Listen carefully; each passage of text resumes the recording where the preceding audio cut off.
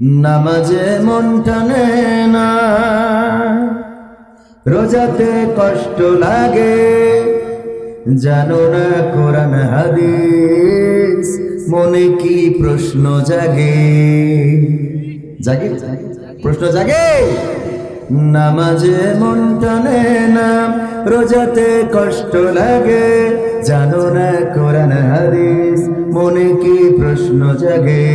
চলছ কোন সে পথে, রবের পথটি ভুলে, কে সে পার করিবে, কিভাবে উঠবা কুলে?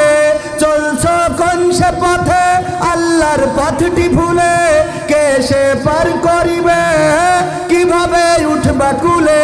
নামাজে মন টানে না, নামাজে মন টানে না, ভালো লাগে না রবের বাণী, আল কোরআনের কথা, নবীর হুকুম করতে তরক পায় না মনে ব্যথা। কত যে গল্প করো হাটে মাঠে বাজার ঘাটে, অলসতা হয় না কবু আড্ডায় দোকান পাটে, ঠিক না বেঠে? কত যে গল্প করো হাটে মাঠে বাজার ঘাটে, অলসতা হয় না কবু আড্ডায় দোকান পাটে।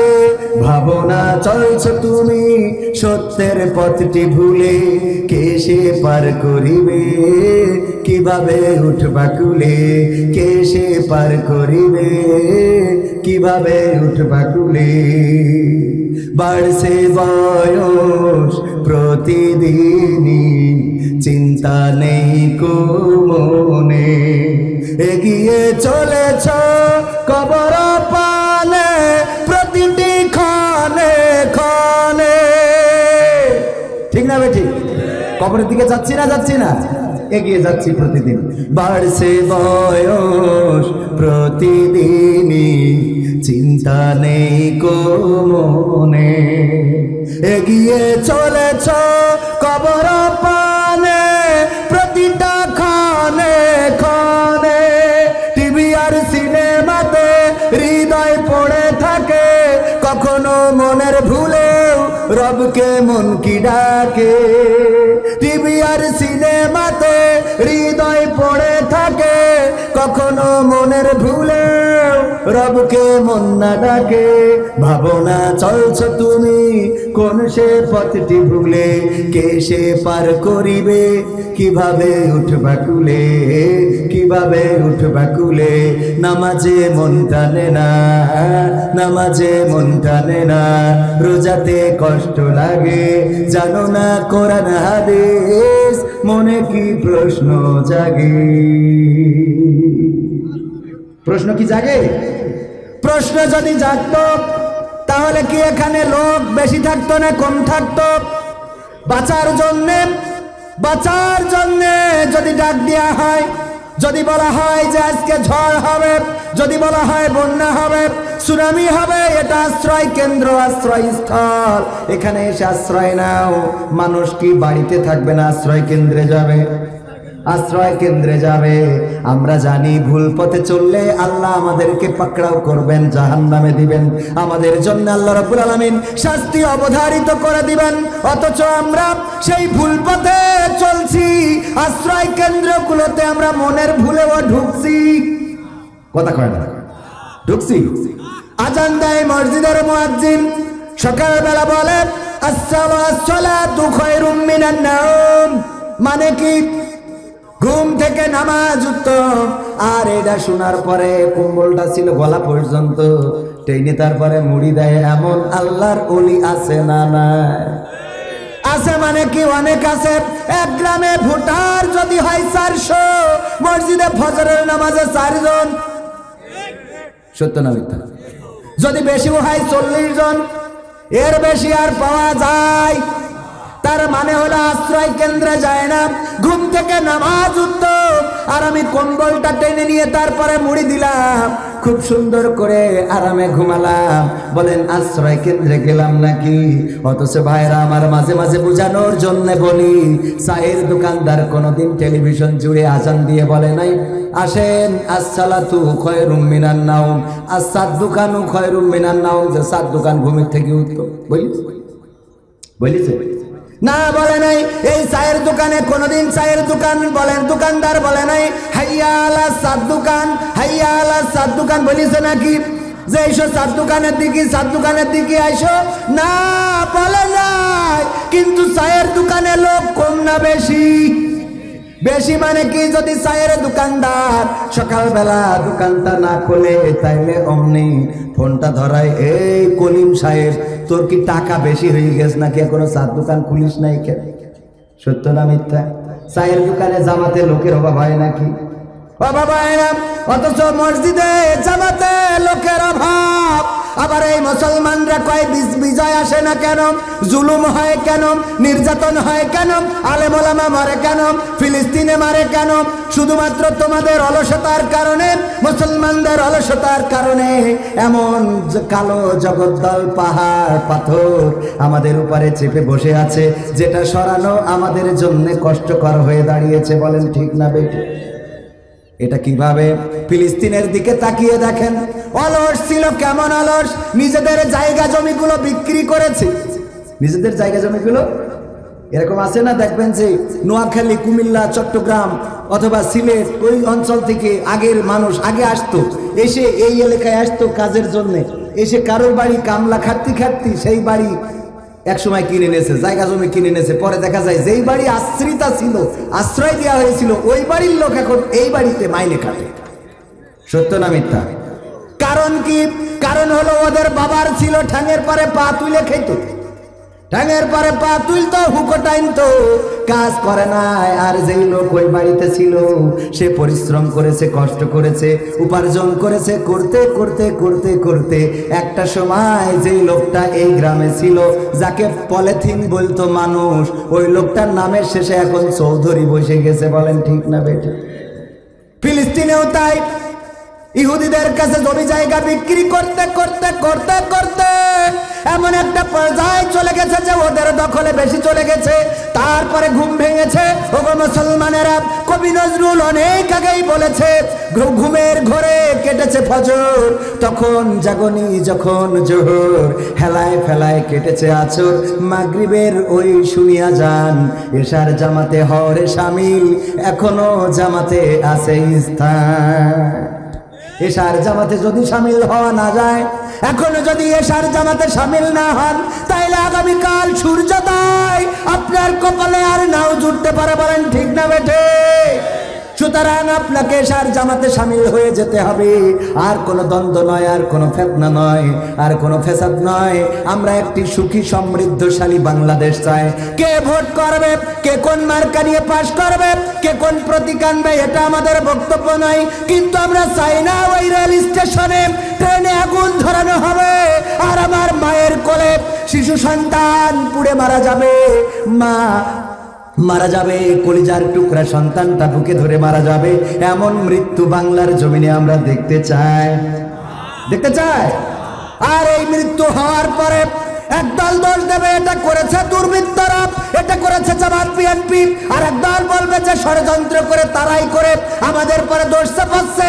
আমরা এই জাতীয় কথা আর শুনতে চাই না। আমার দেশের কোন নাগরিক বেহিসাবি অন্যায় ভাবে যদি মারা যায়, অবশ্যই জবাব দেওয়া লাগবে। লাগবে কিনা? আজকে যদি আপনি প্রতিবাদ না করেন, কালকে আপনি যে বাসে যাবেন সেই বাসে আগুন ধরানো হবে, আপনি নামতে পারবেন না, আপনি পুড়ে মারা যাবেন। আপনার স্ত্রী সন্তান যেই ট্রেনে উঠবে সেই ট্রেনে যদি আগুন ধরিয়ে দেয়, আর আপনার স্ত্রী সন্তান পুড়ে মারা যাবে।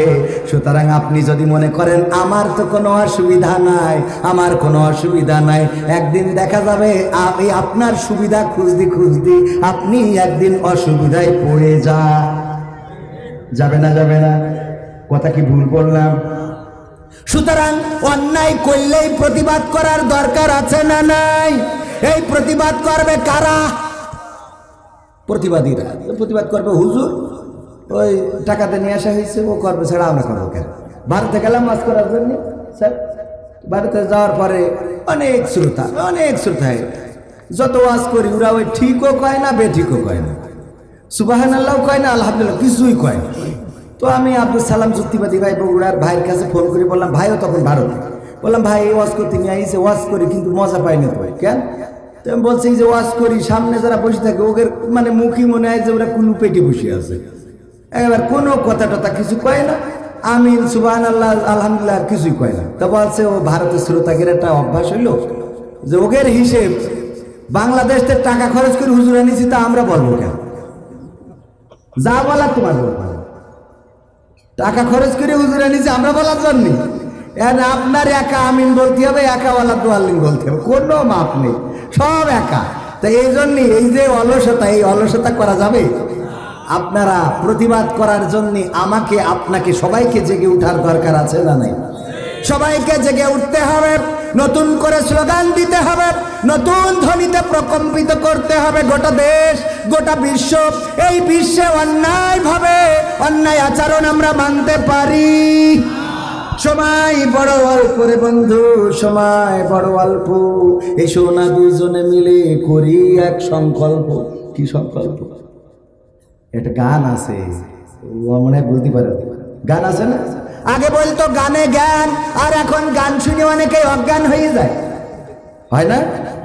গান শুনে অজ্ঞান হয়। সাদা পাখি কালা পাখি গাইতে গাইতে বাংলাদেশের মানুষ একেবারে শেষ। আর টিকটকে যাইয়ে মোটামুটি ভিডিও, কত রকম গান। আগের সময় আসলে গানে গান ছিল কি ছিল? পরের জায়গা পরের জমি ঘর বানায় আমি রই, আমি তো সেই ঘরের মালিক নই। পরের জায়গা পরের জমি ঘর বানায়া তুমি রও, তুমি তো ওই ঘরের মালিক নও। ও সেই ঘরখানা যার জমিদারি, আমি পাই না তাহার হুকুমদারি। ও সেই ঘরখানা যার জমিদারি,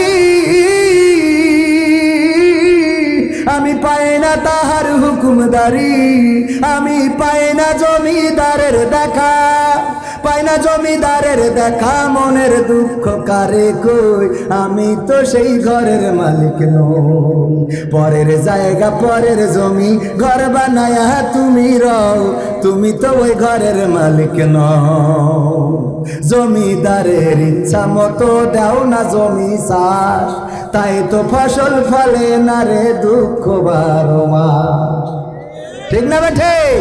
জমিদারের ইচ্ছা মতো হয় না জমি চাষ, তাই তো ফসল ফলে না রে দুঃখ 12 মাস। ওরে আমি খাজনা পাতি সবই দিলাম, তবু জমি আমার হয় যে নিলাম। আমি খাজনা পাতি সবই দিলাম, তবু জমি আমার হয় যে নিলাম। আমি চলি যে তার মন জোগায়া, আমি চলি যে তার মন জোগায়া। আপনারি লেনা সই, আমি তো সেই ঘরের মালিক নই। পরের জায়গা পরের জমি ঘর বানায় আমি রই, আমি তো সেই ঘরের মালিক নই। আগে ছিল না এসব গান, এখন আছে? এখন গানের সব তেজ মেরে ছুঁয়ে দিয়েছে। এই জন্য যুবকদের জন্য আমরাও একটু ভেবে চিনতে গাই, তুমি যার লাগিয়া। ও ভাই একটু ঘুমায় রাখেন, আপনি মাঝে মাঝে থাক পাচ্ছেন না, একটু কষ্টই করছে ভাই। মাইকটা ক্লিয়ার রাখেন, মানুষ যেন বুঝতে পারে। তুমি যার লাগিয়া এমবি ভরো, তার তো বাটন ফোন। এইখানে যুবক একটু কম আছে, এই গান যুবকদের জন্যও দরকার নেই আজকে। আচ্ছা যুবক কই? বিয়ে করিনি কিনা কিনা হাত উঁচু করেন। বিয়ে করেন, বিয়ে করেন অন্য জায়গায় যুবক দিয়ে। রে বাবা, এই আজকে যুবকদের রজ হবে না, খালি মুরব্বীদের হবে। প্রথমে আমি যে সূরার আয়াত তেলাওয়াত করেছি, আয়াতটা কি মনে আছে কিনা? কোন সূরার বলতে পারবেন একজন? হ্যাঁ, সূরা ইয়াসিন পবিত্র কোরআনের 36 নম্বর সূরার 65 নম্বর আয়াত। আল্লাহ বললেন, আল ইয়াউমা নাখতিমু আলা আফওয়াহিহিম ওয়া তুকাল্লিমুনা আইদিহিম ওয়া তাশহাদু আরজুলুহুম বিমা কানু ইয়াকসিবুন। আমার আল্লাহ বলছেন আমি মানুষের মুখে আঠা লাগিয়ে দেব, মানুষের জবানে সিল মেরে দেব, মানুষের জবানকে বন্ধ করে দেব, আমি মানুষের হাতের জবান খুলে দেব, পায়ের জবান খুলে দেব, মানুষের হাত আমার সাথে কথা বলবে, পা তার কৃতকর্মের সাক্ষ্য দিয়ে দেবে। এই কথা বলছেন কি? কারণটা কি? কারণটা হলো আজকেই দেখলাম নিউজে আমাদের পুলিশের একজন কর্মকর্তা বলেছে একটা ব্যালট যদি অন্যায় ভাবে কেউ ব্যালটে সিল মারে তাইলে একটা বুলেট খরচ হবে, ডাইরেক্ট 23 মারা শেষ। বিষয়টা বোঝা গেছে? ও আমার ভাইয়েরা, এই যে মনে করেন যদি কেউ 47 সেকেন্ডে 37টে টকাটক মেরিয়ে দেয়, হাতের জবানের দরকার আছে না নাই? হাতের জবান খুলে দেওয়া হবে যে তুমি টিরাকে মারিলে না নৌকায় মারিলে। যখন নৌকা পাশ করেছে বলছে আমি নৌকা নৌকা নৌকা, বলছে তুমি নৌকায় কিনা, এটা দেখার দরকার আছে না নাই? ওই যদি ভোটের ওখানে সিসিটিভি বসানো থাকে, আরো যতই নৌকা নৌকা করুক, ও আসলে টিরাকের নাকি নৌকার, এবার সিসিটিভিতে যখন দেখা যাবে তখন এইবার কি কথা কয় না, তবে পাকামো করার জায়গা খুঁজে পাও না, সুবিধা নেওয়ার জন্য মিথ্যে বলো। ওর কি দাম থাকবে না? থাকবে না? দাম থাকবে না? দাম থাকবে? ওর তো দাম থাকবে না। কারণ কি? কারণ যা ছিল তা ধরা পড়ে গেছে। আমি গতকালকেও পাবনায় বললাম, ওগো আমার ভাইয়েরা, দুইজন যুবক, একজন যুবক আর একজন যুবতী, কোনোভাবে স্কুলে ক্লাস শেষ হয়ে গেছে, সবাই চলে গেছে, কিন্তু ওরা থেকে গেছে দুইজন। থেকে যাওয়ার পরে কি দেখি করেছে না করেছে আল্লাহ সেই ভালো জানে। যখন এবার ধরেছে এলাকার লোকজন বলছে কি করছিল, বলছে আমরা দুইজন তাহাজ্জুদ পড়ছিলাম। আমরা খুব ভালো মানুষ, এরম ভালো মানুষ মাঝে মাঝে পাওয়া যায়। পাবনায় আমার একজন ভাই যুবক মানুষ, পাবনার চাঁদপুর নামক একটা এলাকায় গেলাম ওয়াজ করার জন্য। একজন যুবক প্রশ্ন দিয়েছে, হুজুর আমি একটা মেয়ের সাথে প্রেম করেছিলাম, সেই মেয়ে পর্দা করতো না, কোরআন পড়তো না, নামাজ পড়তো না, রোজা করতো না, কিছুই করতো না। আমি তার বুঝাইয়ে বুঝাইয়ে কোরআন হাদিস পড়ায়ে পড়ায়ে পর্দাশীলা বানাইছি, নামাজি বানাইছি, রোজাদার বানাইছি, আল্লাহওয়ালা বানাইছি। এখন ওই মেয়ে আমার সাথে প্রেম করতে চায় না, এর জন্যই ও কয় নম্বর জাহান্নামে থাকবে?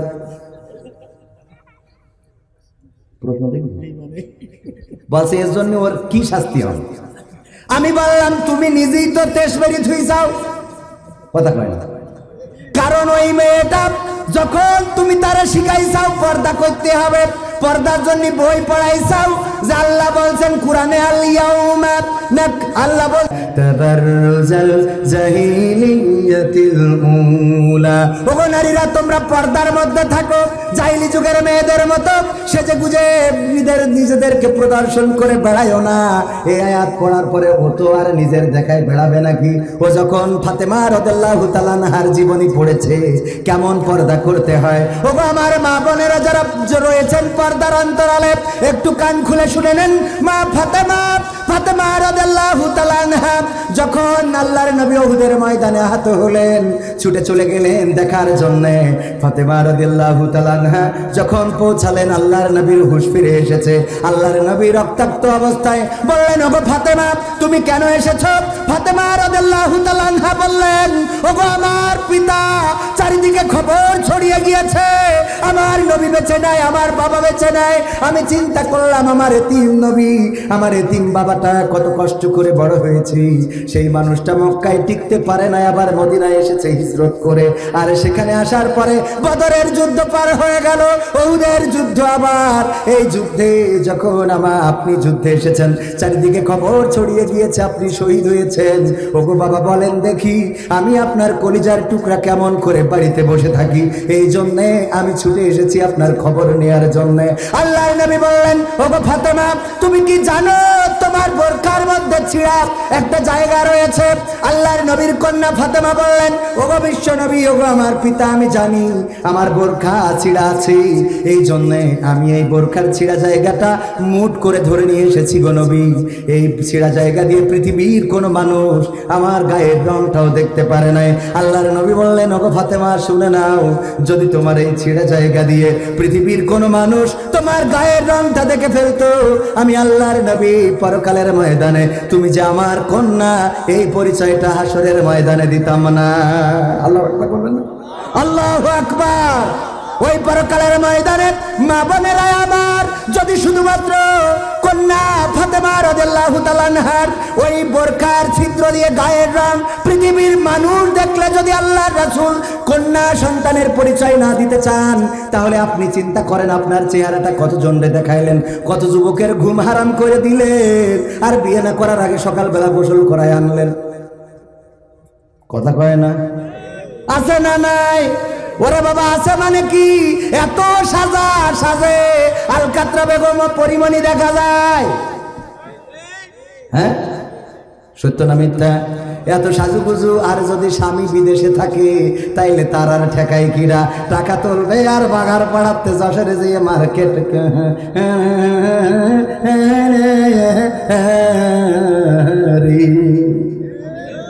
সত্য না মিথ্যা? ইসলামী ব্যাংকে মাঝে মাঝে ঝামেলা ঘটায়। আমার স্যার আছেন, আমি সে তো শুরু করার টাইম পাইনি এখনো, লাস্ট আমার স্যার পাশে বসা শ্রদ্ধাভাজন, শুধু স্যার নয় আমার বড় আপন, বড় ভাই, বড় অভিভাবক। আমি হৃদয় থেকে ভালোবাসি, স্যারও আমাকে হৃদয় থেকে ভালোবাসেন। ব্যাংকের বাইরেও আমাদের সম্পর্ক, যেটা ভাইয়ের সম্পর্ক, ভ্রাতৃত্বের সম্পর্ক। ব্যাংকের সম্পর্ক হলো স্যারের ব্রাঞ্চ থেকে আমি একটা এজেন্ট ব্যাংক নিয়েছি। বোঝা গেছে তো? ব্যাংক না, ব্যাংক ব্যাংক না, ওই ব্যাংক লাপা ওটা না, ব্যাংক লাপালাপি আছে না নাই? এখন টিচারদের ট্রেনিং চলছে, আমার টিচারদেরও চলছে। শিক্ষা কারিকুলাম নিয়ে স্কুলে কথা বলতে হয়। স্কুলে কথা বললাম, শিক্ষা কারিকুলামের যে সুবিধাগুলো আছে সেগুলো তুলে ধরলাম, আর পরে যে নাটকে যে অসুবিধা আছে সেটা তুলে ধরলাম। পরে যে আমার স্যারের বলতেছে, যেই স্যার শিক্ষা কারিকুলামের পক্ষে বক্তব্য দিল সে আবার নাটক বানাইছে বিপক্ষে, এটা কেমন কথা? এটা তো বললাম একটা উকিলির তো এই কাজ, একবার ঢুকতে হবে একবার বের করতে হবে।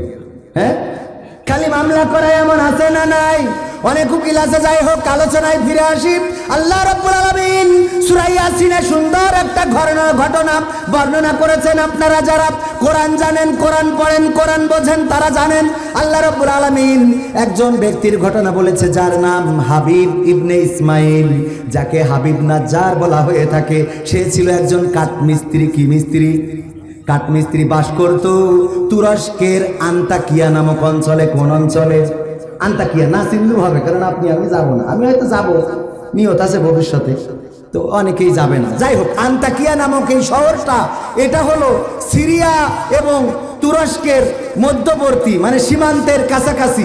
যেখান থেকে তুরস্কের সীমান্ত শেষ, ওখান থেকে সিরিয়ার সীমান্ত শুরু। এই অঞ্চলে একটা গোত্র বাস করত। আল্লাহ রাব্বুল আলামিন তাদেরকে পথের দিশা দেওয়ার জন্য দুইজন নবী পাঠালেন। কি পাঠালেন?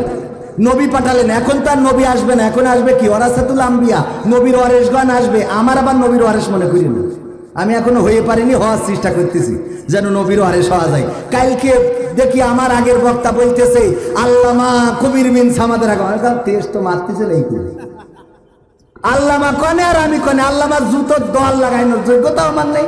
আল্লামা বলছেন, আর এই বলবেন, আর যে মানসিক সমালোচনা করে যে নাট্যকারে নিয়ে দেখো আল্লামা বানাই ফেলাইছে। আর এক জায়গায় পাবনায় দেখি আমার বক্তব্য দেওয়ার আগে বলছে, এখন আপনাদের সামনে আলোচনা রাখবেন বিশিষ্ট ইসলামী চিন্তাবিদ, মর্দে মুজাহিদ, কোরআনের খাদেম, এই যে পীরে কুদ্দুসি রব্বানি, এই সেই হাবিজাবি বইলে বলছে আওলাদে রাসূল কবির বিন সামাদ। আমি বললাম আমার গোষ্ঠী হয়তো হিন্দু ছিল, সেখানতে মুসলমান হয়েছে, কারণ আমার দাদা, তার দাদা, তার দাদা এদিকে হিন্দু ছাড়া কি? কথা কয় না। আমরা বাঙালিরা অধিকাংশ হইলে উখানতে আসেছি, ও মানে না, না মানে না, এটাই সত্য কথা। আর আপনি আওলাদে রাসূল বানাই দিয়ে দিলেন। আমার তো হাসরের মাঠে তো আমার ধরি এইসবের কারণে কুপান দেব। কথা কয় না। নিজের ভুল স্বীকার করলে কোনো অসুবিধা আছে? দুনিয়ার পরে যদি আমি আমার দোষ স্বীকার করি, আল্লাহ রব্বুল আলামিন আমাকে ছোট করবেন না। কিন্তু আমি যদি জাহেরি করি আমি এমন তেমন অমুক তমুক, আর পরকালের ময়দানে আল্লাহ যেদিন আমার কিতাবটা ধরায় দেবে, ইকরা কিতাবাকা কাফা বিনাফসিকাল ইয়াউমা আলাইকা হাসিবা, পড়ো তোমার কিতাব, তুমি পড়ে হিসাব করে দাও। ওই দিন যদি ভিডিওটা প্লে করে দেয়, আল্লাহ যদি বড় পর্দায় লাগাই দেয় যে কবির তুমি তো ওয়াজ করে বেড়াইতে, তো তোমার তো অনেক ভক্ত আছে, মুরিদ আছে, আজকে তোমার আমল নামাটা আমরা ডাইরেক্ট প্রজেক্টর দিয়ে লাগাই দিলাম, দেখো কি হয়েছে। আপনারা দেখছেন যে এক জায়গায় ওয়াজ করছি করে বাড়ি যাওয়ার সময় যশোরে আবার আমার ডাইলি ছিল, হ্যাঁ বুঝে নেন বোঝা গেছ তো। এইটা যদি প্রজেক্টরে দেখেন আপনারা তো উকে নেই মারামারি শুরু করবেন, পাটাই ফেলবেন, বলেন শালাই এই ওয়াজ করে বেড়াই যাও তুমি, কথা কয় না। পরকালে আল্লাহ এটা চাইলে করতে পারে না? লাখো মানুষের সামনে বেইজ্জতি করে দিতে পারে। পৃথিবীর কেউ দেখে না, দেখে কে? পৃথিবীর কেউ দেখে না, দেখে আল্লাহ। পৃথিবীর কেউ শোনে না, শোনে আল্লাহ। প্রমাণ আছে না নাই? ইব্রাহিম আলাইহিস সালামকে আগুনে ফেলা হলো, পৃথিবীর মানুষ ওই আগুন এত কালো, এত প্রজ্বলিত করা হলো, কেউ কাছে যেতে পারে না। ওই জায়গায় চড়ক গাছ বানায়, এখনকার সময় যে ক্রেন বলা হয়, ক্রেন বানায় ফেলে দিল। পৃথিবীর কোন মানুষ দেখুক আর না দেখুক, দেখেছেন কে? আল্লাহ বললেন ইয়া নারু কুনি বারদাও ওয়া সালামান আলা ইব্রাহিম, ওরে আগুন আমি নিষেধ করে দিচ্ছি, তুই আমার ইব্রাহিমের পুড়াবি নে, আমার ইব্রাহিমের জ্বালাবি নে, আমি নিষেধ করে দিলাম। শান্তিদায়ক হয়ে যা, আরামদায়ক হয়ে যা, ঠান্ডা হয়ে যা। হয়েছে না হয় নাই? আল্লাহ রাব্বুল আলামিন ঠান্ডা করে দিলেন নূহ আলাইহিস সালামের কিস্তিতে। আল্লাহ রাব্বুল আলামিন সকল প্রাণী পাখিদেরকে দলে দলে হেফাজত করলেন। ইউনূস আলাইহিস সালাম মাছের পেটের মধ্যে চলে গেলেন, নৌকা থেকে ফেলে দেওয়া হলো, মাছ গিলে নিল। এক পানির অন্ধকার, দুই রাতের অন্ধকার, তিন মাছের পেটের অন্ধকার। এই তিনটা অন্ধকার থেকে গভীর সমুদ্রের তলদেশ থেকে কি পড়লেন? লা ইলাহা ইল্লা আনতা সুবহানাকা ইন্নী কুনতু মিনাজ জালিমিন। শুনেছেন কে? আল্লাহ রক্ষা করেছে না করে নাই? আল্লাহ রাব্বুল আলামিন রক্ষা করলেন। ইসমাঈল আলাইহিস সালাম পানির জন্য, পানির পিপাসায় জীবন যায় অবস্থা। মা হাজেরা ছুটে চলেছেন, একবার সাফাই একবার মারোয়ায়, দৌড়ায়। হাজিরাও যে দৌড়ায় না, হাজিরাও যে দৌড়ায়, আমার স্যারও দৌড়াইছে, আমিও দৌড়াইছি, সভাপতিও হয়তো দৌড়াইছে। এই যে দৌড়াদৌড়ি করা লাগে, হাজেরা আলাইহিস সালাম দৌড়াইছিলেন। 7 বার যখন দৌড়ানো হয়ে গেছে, হঠাৎ মনে হলো আহারে এতক্ষণ হয়তো আমার সন্তান বেঁচে নাই, যে পানির জন্য ছটফট করছিল হয়তো বেঁচে নাই। সেখানে এসে কি দেখলেন? ইসমাঈল আলাইহিস সালাম পা দিয়ে আঘাত করে, আর সেখানে পানি, ওই মরুর প্রান্তরে পানি জেগে উঠলো, যার নাম জমজম কূপ হয়ে গেল। এই পানির ব্যবস্থা করেছিলেন কে? অসংখ্য ঘটনা আছে। কয়টা বলবো? আল্লাহর নবী ইসমাঈল আলাইহিস সালামকে কুরবানি করার জন্য নিলেন। বাবা বললেন ওগো আমার স্ত্রী গুছিয়ে দাও, গুছিয়ে দেওয়া হলো। নিয়ে গেলেন কুরবানির মাঠে। নিয়ে যাওয়ার পরে সুন্দর করে বললেন ইয়া বুনাইয়া ইন্নী আরা ফিল মানামি আন্নী আযবাহুকা ফানজুর মাযা তারা। আল্লাহ কোরআনে রেকর্ড করে দিলেন, ওগো ইসমাঈল আমি স্বপ্নে দেখেছি আমি তোমাকে জবাই করে দিচ্ছি, এখন বলো তোমার মনোভাব কি? ইসমাঈল বলল ক্বালা ইয়া আবাতি ফাআল মা তু'মারু সাতাজিদুনি ইনশাআল্লাহু মিনাস সাবিরিন। বললো গো বাবা আপনি যা স্বপ্নে দেখেছেন সেইটাই করেন, কোনো অসুবিধা নাই, আপনি আমাকে ধৈর্যশীলদের মাঝে দেখতে পাবেন। বাবা ছুরি চালাবেন, কিন্তু অনুরোধ, 3টা অনুরোধ রাখতে হবে। আল্লাহর নবী ইব্রাহিম আলাইহিস সালাম বললেন বলো কোন অনুরোধ? আল্লাহর নবী ইসমাঈল বললেন ওগো বাবা আমার মা আমাকে বড্ড কষ্ট করে মানুষ করেছে, আপনারও আমি অনেক ভালোবাসার। আপনার কাছে প্রথম দাবি হলো আপনি জবাই করার সময় আপনার 2টা চোখ বেঁধে নেবেন, কারণ দুইটা চোখ যদি না বেঁধে নেন, যখন ছেলের গলায় ছুরি চালাবেন, হয়তো আপনার মধ্যে মায়া জাগ্রত হতে পারে যে আমার কলিজার টুকরা সন্তান 80 বছর বয়সকালে সন্তানটা পাইলাম, আর এই সন্তানটা কেমন করে জবাই করব, যেহেতু আল্লাহর হুকুম। সুতরাং আপনি চোখটা বেঁধে নেবেন যেন ছুরি চালাতে যে কোনো মায়া আপনার না হয়। 2 নম্বর অনুরোধ, ওগো বাবা, আপনি আমার হাত এবং পা শক্ত করে বাঁধবেন, কারণ যখন আপনি ছুরি চালাবেন তখন হয়তো বা আমার হাত পা ছুটাছুটি হতে পারে। হাত পা ছুটাছুটি করতে যে আপনার গায়ে লেগে যেতে পারে, শরীরে লেগে যেতে পারে, যেটা বেয়াদবি হয়ে যাবে। সুতরাং আপনি আমার হাত পা শক্ত করে বেঁধে নেবেন। আর 3 নম্বর অনুরোধ হলো, ওগো বাবা, আমার মা আমাকে বড্ড কষ্ট করে এই মরুর প্রান্তরে লালন পালন করেছে। আপনি জবাই দেওয়ার পরে আমার রক্ত মাখা জামা এবং কাপড়গুলো আমার মায়ের কাছে পৌঁছে দেবেন, যেন আমার মা এটাকে দেখে সান্ত্বনা নিতে পারে। আর আজকের সন্তানেরা পিতামাতার কথা শোনে না। কারণ কি? কারণ এটার জন্য দায়ী মা, এটার জন্য দায়ী বাবা, এটার জন্য দায়ী পরিবার। যেই সন্তানটা যেভাবে মানুষ করার দরকার সেই সন্তান সেইভাবে মানুষ করে নাই। ছোটবেলায় শিখাইছে শাহরুখ খান কোনটা, সালমান খান কোনটা, ডিপজল কোনটা, মিশা সওদাগর কোনটা, প্রিয়তমা গান কোনটা, সাদা সাদা কালা কালা কোনটা, সব শিখানোর পরে যখন এইবার বয়স হয়েছে, হওয়ার পরে মদ খায়, ফেন্সি খায়, রাত্রি বাড়ি এসে বলে, মা টাকা দিবি নাই? বলো, তোর আমি এফোড় ওফোড় করিয়ে দেবো। বলে, হুজুর একটু দোয়া করিয়ে দেন যেন আমার ছেলে, ওর দোয়া করিয়ে তো আর কাজ হবে না, হবে না। কথা ঠিক না বেটি? কারণ ছোটবেলায় তো দেওয়া নাই। এই মাদ্রাসায় ছাত্রের দরকার আছে না নাই? মাদ্রাসায় পড়ালে না, মাদ্রাসায় দিলে না, আদর্শ শিক্ষার কাছে দিলে না। আলিয়া ভাল লাগে না, কওমিয়াই দাও। কওমিয়া ভাল লাগে না, আলিয়াই দাও। নুরানিতে দাও। যেখানে মনে চাই তুমি কওমিয়ার, তুমি চরমনার লোক হইলে কওমিয়াই পড়াও, তাও পড়াও। তুমি যদি জামাত ইসলাম হেফাজত এই দিকের লোক হও, তোমার যদি কওমিয়া মাদ্রাসা ভালো না লাগে, তাও তুমি আলিয়ায় পড়াও। আর যদি তুমি গড়ে আমার মতো গোল আলু মার্কা হও, তাইলে এই মাদ্রাসায় কওমিয়া আছে, আলিয়া আছে, মাইজভান এই কি আছে, জেনারেল আছে, সব আছে না? গড়ে সব আছে, এইটাই পড়াও। ঠিক আছে না বাজান? কথা কয় না। রংপুরে গেলাম, এমপি মশিউর রহমান রাঙা, নাম শুনেছেন? কোন দলের? কি নাঙ্গল? এই আপনাদের নাঙ্গল পোস্টার দেখলাম তো, হ্যাঁ আছে না? সুবহানাল্লাহ। নাঙ্গল কি মার্কা? নাঙ্গল মশিউর রহমান রাঙা বলতেছে তার একটা বন্ধু ছিল, কয়েকটা ছেলে ছিল। এই কয়েকটা ছেলের মধ্যে 3টা বা 4টা 5টা যাই ছেলে থাকুক, যেইগুলো খুব ট্যালেন্ট, সেইগুলোর পড়াইছে ভালো ভালো জায়গায়। মাঝে মাঝে অ্যাডমিশন নিয়ে ভর্তির জন্য এমপির কাছে যাইত, দোস্ত বইলে দে যেন মেডিকেল কলেজটাই ছেলেরে ভর্তি করাইতে পারি, দোস্ত বইলে দে যেন অমুক ভার্সিটিতে পড়াইতে পারি। সব বইলে দেছে, একটা একটা করে ভার্সিটিতে পড়াইছে। বললো, তোর ছেলে পিলে কটা? তা বলেছে 4 দে। কয় 3 দে তো পড়ে, আর একটা কি? কয় আর একটা একটু বোদেশাল কোলে হাবলা, ওইটা মাদ্রাসায় দিয়ে থুইছি। বোদেশাল কোলে হাবলা, বোদেশাল বোঝে কম কোলে হাবলা, এইগুলো এই একটু মানে কম্বুজ আলবুজ মার্কালো, এই জন্য মাদ্রাসায় দিয়ে রাখিছি। এরপরে অনেক দিন পরে একদিন ওই বন্ধু আবার এমপি মশিউর রহমান রাঙার বাসায় হাজির। বলতেছে, কি ব্যাপার? কয়, আমি ভালো নেই রে।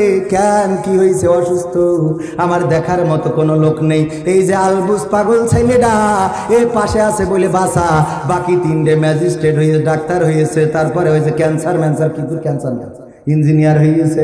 এইগুলো হওয়ার পরে গো উরার বাবার দেখার সময় পায় না, বাবার দেখার টাইম পায় না। শুধু তাই না, বাবার দেখলে সোয়াব কি এইটাই জানে না। কথা কয় না, এটা জানার দরকার আছে না? বাবার সাথে ভালো ব্যবহার করলে আল্লাহ কি আপনার বরকত দিবেন, মায়ের সাথে ভালো ব্যবহার করলে কি বরকত দিবেন। আল্লাহর নবীকে বললেন, ওগো নবী, আমরা যারা হজ করতে পারি না, টাকা নাই, পয়সা নাই, যাওয়ার মতো সামর্থ্য নাই, আমরা কি করে হজ করব? আল্লাহর নবী বললেন, তোমার মা কি বেঁচে আছে? বলল, আছে। আল্লাহর নবী বললেন, যদি প্রতিদিন সকালে তোমার মায়ের দিকে মমতার দৃষ্টি দিয়ে তাকাও, তুমি যদি একবার তোমার মায়ের দিকে মমতার দৃষ্টি দিয়ে তাকাও, আল্লাহ তোমার আমল নামায় একটা কবুল হজের সওয়াব লিখে দিবে। শুধু তাই নাই, ওই সাহাবী জিজ্ঞাসা করলেন, আল্লাহর নবী আমি যদি একাধিকবার তাকাই, আল্লাহর নবী বললেন একাধিকবার লিখবেন। সুবহানাল্লাহ, একাধিকবার লিখবেন। সোয়াব ঘরের মধ্যে, সোয়াব বাড়ির মধ্যে, আমরা সেইটা সোয়াব বুঝি না, খুঁজি না, আমরা খুঁজে বেড়াতে জুলুম শুরু করবো, কিন্তু 15 মিনিটের মধ্যে শেষ। ওয়ালাইকুম আসসালাম, ভালো আছেন? মার্কাজুল উম্মাহ মডেল মাদ্রাসা ও এলাকাবাসীর উদ্যোগে দ্বিতীয় বার্ষিক ওয়াজ মাহফিলের শ্রদ্ধা ভাজন সভাপতি জনাব সভাপতি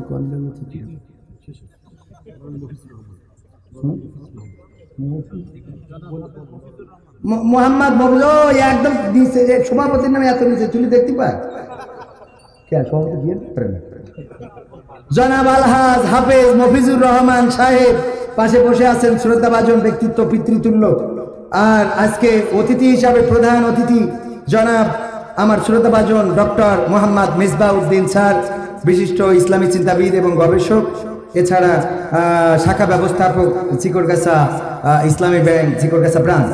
আজকে প্রধান বক্তা হিসাবে জনাব মাওলানা নাসিরউদ্দিন যুক্তিবাদী সাহেব, যিনি আমারও ভালোবাসার একজন মানুষ। আমি ওনার ওয়াজ, আমার মনে হয় যত ওয়াজ শুনেছি আল্লামা সাইদির পরে মনে হয় ওনার ওয়াজ বেশি শুনেছি, কারণ আমি তো আবার ওই ক্লাসের, ওই লাইনের, তো এই জন্য একটু বেশি শোনা পড়েছে। তো উনি আছেন, এছাড়া আরও আলোচনা করেছেন অনেকেই। আজকে সার্বিক তত্ত্বাবধানে যিনি রয়েছেন, আমার খুব ভালোবাসার মানুষ, ওমরাতে নিয়ে গিয়েছিল, আলহামদুলিল্লাহ। আমি শুধু ভিসার খাওয়া খরচটা দিয়েছিলাম, উনি টিকিটটা করে দিয়েছিল। তো এই জন্যে উনি আলহামদুলিল্লাহ কৃতজ্ঞতা জ্ঞাপন করছি। আমার প্রিয় ভাই আলহাজ হাফেজ মাওলানা আমানুল্লাহ মোহাম্মদ আমান সাহেব, এছাড়া আরো গণ্যমান্য ব্যক্তিবর্গ আছেন। স্টেজে অনেক উস্তাদরা রয়েছেন, যাদের জুতা টানার যোগ্যতা আমার এখনো হয় নাই। আমার সামনে উপবিষ্ট দিনদার ইমানদার মুসলমান ভাই ও বাবাজিরা, বিশেষ করে অনেক তাহাজ্জুদ গুজারি মানুষ রয়েছেন, আল্লাহওয়ালা রয়েছেন, পর্দার অন্তরালে মা এবং বোনেরা, সবাইকে আনুষ্ঠানিকভাবে সালাম জানাচ্ছি, আসসালামু আলাইকুম ওয়া রাহমাতুল্লাহ। আল্লাহর শুকরিয়া আদায় করি, যে মহান রব দয়া করে মায়া করে আমাদেরকে মানুষ হিসাবে সৃষ্টি করেছেন, সেই আল্লাহর শুকরিয়া আদায় করে বলছি আলহামদুলিল্লাহ। মহামানবের প্রতি দুরুদ এবং সালাম, যিনার অক্লান্ত পরিশ্রম এবং প্রচেষ্টা দিন ইসলামকে পেয়েছি, আমাদের প্রিয় নবী হযরত মুহাম্মদ সাল্লাল্লাহু আলাইহি সাল্লাম, তার প্রতি দুরুদ এবং সালাম। ভাষার মাস, বিজয়ের মাস, এই মাসেই আমরা বিজয় পেয়েছিলাম। আমাদের দেশকে আনার জন্যে, দেশকে রক্ষার জন্যে, দেশের মাটিকে রক্ষার জন্যে যারা জীবন দিয়েছিল, রক্ত দিয়েছিল, শহীদ হয়েছিল, আমরা তাদের জন্য দোয়া করছি, আল্লাহ রাব্বুল আলামিন যেন তাদেরকে জান্নাতুল ফেরদাউস দান করেন। সবাই বলেন আমিন। স্বাধীনতার 52 বছর পার হয়ে গেছে, কিন্তু যেই স্বাধীনতা চেয়েছিল আমার মুক্তিযোদ্ধারা, যেই স্বাধীনতা চেয়েছিল বঙ্গবন্ধু শেখ মুজিবুর রহমান, যেই স্বাধীনতা চেয়েছিল তৎকালীন স্বাধীনতাকামী মানুষেরা, আজ 52 বছর পরেও এখনো সেই স্বাধীনতা আসে নাই। এসেছে, এখনো জুলুম হয়, ধর্ষণ হয়, জেনা হয়, ব্যভিচার হয়, মারামারি হয়, খুনোখুনি হয়, পিটোপিটি হয়, শোষণ হয়, শাসন হয়, সব কিছু এখনো চলছে। সুতরাং সেই স্বাধীনতা যদি পেতে হয়, প্রেসক্রিপশনের দরকার আছে না নাই? প্রেসক্রিপশন হলো আল্লাহর কোরআন যদি বাংলাদেশের সংসদে কায়েম করে দেওয়া হয়, মুক্তিযোদ্ধাদের স্বপ্নের স্বাধীনতা বাংলাদেশে কায়েম হয়ে যাবে না? যাবে না? শান্তি আসবে না? আসবে না? শান্তি কিভাবে আসবে? আমার স্যার আজকের মাহফিলের প্রধান অতিথি, স্যারের বলি কাজ নেই, আমাদের বলি, স্যার সম্মানিত মানুষ। আমার যদি একটা হাতের কবজি কাটা থাকতো, বাংলাদেশের চোরের বিধান, চোরের আইন পাশ হয়ে গেছে, চুরি করলে হাত কেটে দিয়ে আইন যদি কায়েম থাকতো, আর আমার যদি হাতের কবজিটা কাটা থাকতো, এসে যদি ওয়াজ করতাম, বাবারা কেউ চুরি করবা না, আরে আপনারা বলতেন হুজুর আপনার হাতের কবজি কনে গেছে রে, বলতাম আমাদের আখ লাগাইলো, এই আখ মারাই করার জন্য আব্বা মেশিনে বসাই দিছিল, আর ওই মেশিনে বসে আমি আখ ঢুকাতে ঢুকাতে হঠাৎ কাক ঘুমাইলো, আর এর মধ্যে হাতটা ঢুকে গেল গো, যশোর 250 বেটে নেওয়ার পরে কেটে দিয়েছে। কিন্তু আপনাদের কাছে দাবি হইলো কেউ চুরি করবে না। আপনারা বাড়ি যেতেন আর বলতেন হুজুর যতই ভালো ভালো কথা বলুক না কেন, এই মালটা কিন্তু একসময় চোর ছিল রে। বোঝা গেছে তো? এইবার মনে করেন এটা গেল হুজুরের কথা, ভোটে দাঁড়াইছে, মার্কা যাই হয় হোক, আমি মার্কার নাম নিচ্ছি নে। এই সে বুঝা হাতে যদি বলে ভাইরা আমার, বুঝলেন আগে মেরি খাইলো, এই যে বলছে ভাইরা আমার ভোট চাই, ভোট চাই রে। আপনারা বলছেন না আপনারা হাত কই, আমরা হাত চাই। কি চাই? হাতের তো তেসমারা সাহারা রে। তখন বুঝে ফেললেন যে এর এখন ভোট দিলে কি অবস্থা হতে পারে। বলবেন যে ভোট দেবো না, দেবো না, পারলি আগের রাতে নিয়ে নাও। কথা কয় না। ও আমার ভাইরা, ভোট নিয়ে আমাদের কোনো মাথা ব্যথা নেই। ও নিয়ে মাথা ব্যথা করবো কেন? এক চাষা গিলো, ওর একটু মাথা ব্যথা আছে, চাষা গিলো ভোট দিতে কতবার। তো যেই চাষা যেই বসেছে বুড়ো মানুষ কষ্ট মষ্ট করে বলছে যে চাষা আপনার এই আসার দরকার কি, কষ্ট করি, আপনি মুরব্বী মানুষ, আপনারটা তো আমরা আগেই ঠিক করে দিছি। আচ্ছা দোয়া শেষ। তা বলছে তাহলে একটু কালিটা লাগাই দাও, যাতে বাড়িতে দেখাতে পারি যে আমি করে আছি, কালিটা লাগাইতে হবে। তো লাগাই দিয়ে চলে আসতেছে, বলছে যে চাচা শোনেন, ও চাষিটা বলে হয়ে গেছে, আবার জন্য আসে না। বলছে দেখো দেখো তোমার চাষি কত বড় খাটাসের খাটাস গো, কার সাথে ঘর করলাম। বলছে কেন? বলছে দেখো আমি তার কত বিশ্বাস করি, আমি আজকে 12 বছর মরি গেছে, আমি এখনো নিকেও করিনি, আর ওই সে ভোট দিয়ে গেল, তো দেখা করে গেল আমার সাথে। সময়টা তো বড্ড খারাপ, আপনি তো ভাই সব জানেন, বুঝে শুনে কথা বলে ওয়াজের রীতি টানে। শোনাবো শোনাবো শোনাবো আমার যুবকেরা, যুবকদের গান শোনাতে চাইলাম তুমি যার লাগিয়া, কিন্তু যুবক পাইলাম কম, এই জন্য শোনাই নাই। দাঁড়ানো যুবকেরা এসে বসে যেতে হবে, বাকি জায়গাটা ভরে দিলি আমি শোনাবো রে। তারপরে ওই হাবিব ইবনে ইসমাইলের কথা মনে আছে নাকি? বাস করত কোথায়? আন্তাকিয়া শহরে, তুরস্কে। কোথায়? তুরস্কের আন্তাকিয়া শহরে। আমার যুবকেরা এর মধ্যে বসে যাইতে হবে, আমি 2-3টা গান শোনাবো, আমার অতিথি কথা বলবেন, তারপরে প্রধান বক্তা আসবেন, আলোচনা এত তাড়াতাড়ি হয়ে যাবে। আর পাবনার ওই দিকে গেলে আল্লাহ যাওয়ার পরে বসে থাকতে থাকতে মাজার কাটিতে খিল লেগে যায়, তাও উঠায় না। আমি বললাম আমার যে কটাই দেন, যাই করেন তাই করেন, 12টার মধ্যে শেষ করব। যদি 10টাই দেন তাও 12টা পর্যন্ত, যদি 9টাই দেন তাও 12টা পর্যন্ত, যদি 11টাই দেন তাও 12টা পর্যন্ত, যদি 11:30টাই দেন তাও 12টা পর্যন্ত। ওরা নিয়ে যেয়ে বসাই রেখে রেখে 12টার পরে তুলে দেখি যাই হুজুর কি করে। বুদ্ধি আছে না নাই? শ্যামনগরে গেলাম, আমি যাচ্ছি, পথেতে বললাম কয়টাই স্টেজে উঠাবেন? বলছে আপনি আসার সাথে সাথে স্টেজে উঠাবো। আমি এই শূন্যতে গাড়ি খুব জোরে চালানো শুরু করলাম, যে গেলি পরে স্টেজে উঠাবে, তাড়াতাড়ি ওয়াজ করে বাড়ি চলে আসবো। কারণ ঠিক মতো বাড়ি থাকা হয় না। সার্ভে যত কথা বলবো না, সব কথা বলতে হয় না। তো এখন ঠিক মতো বাড়ি থাকা হয় না, তাড়াতাড়ি যাবো। আমি যাওয়ার পরে ঠিকই ওরা স্টেজে উঠাইছে, উঠাইয়ে বলছে সবাই সালাম দেন, দিলাম। বলছে এবার আসেন। কে? তো বলছে এইবার যে রেস্ট করি, 2 ঘন্টা পরে আসতে হবে। অত বড় চিন্তা করতে পারে। বলছে আপনি আসিছেন, স্টেজে উঠাইছি, কথা ঠিক আছে তো? আসার সাথে সাথে স্টেজে তুলে সালাম দিয়ে বলছে চলেন, 2 ঘন্টা পরে আপনার টাইম। তো এই জন্যই আপনারা এই যুবকেরা বসা যাবে না, শুনে ও আমার যুবকেরা, এখানে না বসলে আমার কোনো লস নেই, লস আপনার। কারণ আমি আজকে দোয়া করে দেবো আপনার জন্য, ভালো মেয়ের সাথে লাইন না হোক, বিয়ে হয়ে যেতে পারে। আমাদের সাতক্ষীরায় একজন দোয়া চেয়েছে বিয়ের জন্য, দোয়া করে দেন হুজুর, দোয়া করে দেন। দোয়া করলাম, 3-4 জায়গায় মাহফিলে 100 টাকা 200 টাকা করে দেয়, দোয়া চাই। দোয়া করে করে দিয়ে তারপর শেষমেশ বিয়েটা হয়েছে, কিন্তু বউ চলে গেছে। বউ চলে গেছে, স্যার আমার দোষ না। বাগেরহাটে দোয়া ছিল, বলছে একটু দোয়া করে দেন আমার হাসপাতালটার জন্য, 1000 টাকা দিয়েছে। আমি দোয়া করেছি বাগেরহাটে ফকিরহাট যাই, হাসপাতালের জন্য দোয়া করেছি, আল্লাহ হাসপাতাল দার বরকত দাও, এলাকায় যত মানুষ আছে সব রুগী বানাই দাও, তা না হলে তো হাসপাতালে বরকত হবে কি করে। এখন পরের দিন বাড়ি আসলি দেখি আমার কাছে মেসেজ করেছে, হুজুর দোয়া করলেন কি আর হইলো কি? কেন? তো বলছে পুলিশ এসে 1 লাখ টাকা জরিমানা করে ঠিক আছে। তো আমার দোষে দোয়া যদি উল্টো কাজ করে তো আমার কিছু করার নেই, শোনা। তো এই জন্য এইসব তোমাকে যাকে লাইন হচ্ছে না, দোয়া করে দেবানে, লাইন হয়তো হবে না, বিয়ে হবে, মানে উল্টো কাজ করবে, বোঝেননি? তাহলে কি বলছিলাম, ওই আন্তাকিয়ার ঘটনাটা পরে শোনাই, গানটা আগে বলিনি নাকি? সময়টা তো বড্ড খারাপ, আপনি তো ভাই সব জানেন। বুঝে শুনে কথা বলে ওয়াজের রীতি টানেন। উস্কানি ফুস্কানি মূলক বলবেন না কোনো কথা। এই মঞ্চে রাজনীতি ভাই করবেন না অযথা। আমরাও ভাই কোরআন জানি, মানি মোটামুটি। ঝামেলাতে থাকি মাঝে মাঝে নিয়ে ভোটা ভুটি।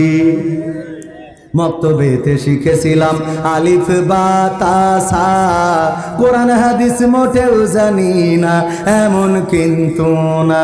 তাই রাজনীতি চলবে না ও হুজুর, রাজনীতি চলবে না। তাই রাজনীতি চলবে না ও ভাই, রাজনীতি চলবে। এবার বলছে শোনেন হুজুর, এই মাহফিল এটা প্রথম না, গতবারও হইল। আমি বললাম তাই কি? বলছে গতবার ঢাকাতে হুজুর আনিলাম, তারপর বলছে সেই হুজুরি ওয়াজ করিল কত মধুর সুর।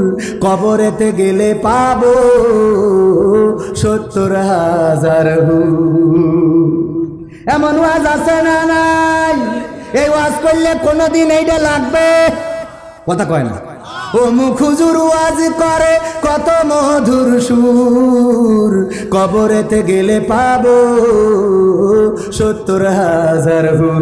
অনেক দোয়া আছে পড়লে কোটিতে সওয়াব। সারা জীবন পাপ করিলেও পেয়ে যাব মাপ। বাপ দাদারে নাজাত দিতে করেছি 40। আমার বেলায় 4টা গরু গোয়াল ঘরে পোষা। আমিও ভাই কিছুটা জানি, মানি না তা না। ছোটবেলায় শিখেছিলাম আলিফ বা তা সা। তাই রাজনীতি চলবে না ও হুজুর, রাজনীতি চলবে না। তাই রাজনীতি চলবে না ও ভাই, রাজনীতি চলবে। এবার বলছে হুজুর শোনেন, আপনি মনে করছেন আমরা কিছুই মানি না মানি। আমি বললাম কি মানেন? বলছে যে হুজুর শোনেন, মিলাদ করি কিয়াম করি যাই বাবার মাজারে। হয়তো একটু বিড়ি টানি বাঘার পাড়ার বাজারে। মিলাদ করি কিয়াম করি যাই বাবার মাজারে। হয়তো একটু বিড়ি টানি খাজুরার বাজারে। ফজর নামাজ হয় না পড়া, থাকি তখন নিদে। কিন্তু হুজুর বিশ্বাস করেন, আল্লাহর কিরে হয় না কাজা নামাজটা 2 ঈদে। হ্যাঁ, 2 ঈদে আল্লাহর ওলির নামাজ কাজা হয় না, কিন্তু এর মধ্যে আবার তেশ মেরে থুয়ে দেয়। আমি আর সার গেছি চাঁদ দেখার জন্য। ঈদের দিন আমাদের ব্যাংক শেষ হইলো, যাওয়ার পরে যে দাঁড়ায় আছি, এই দেখি পশ্চিম আকাশে মেঘলা, দেখা যাচ্ছে না। স্যার বলছে অত টেনশন করির কাজ নেই, কবির ভাই ছোট ভাই চলো যে আমরা টেলিভিশন জুড়ে দেবো না, ওখানে হইবানে। দেখি টেলিভিশন জুড়িয়ে দিয়েছি, বলছে আগামীকাল ঈদুল আজহার 9টার সময় জানাজার নামাজ হবে। কেন নামাজ? স্যার বলছে কবির ভাই ঈদ মরি গে, ঈদ তো একটা মরা শেষ, জানাজার নামাজ হবে। ইন্না লিল্লাহি ওয়া ইন্না ইলাইহি রাজিউন রে। তো সবাইকে অসংখ্য ধন্যবাদ। আবারও দেখা হবে, কথা হবে। সেই পর্যন্ত আল্লাহ সকলকে ভালো রাখুন। আগামীতে আবারও যদি আল্লাহ নিয়ে আসেন দেখা হবে ইনশাআল্লাহ। আসসালামু আলাইকুম।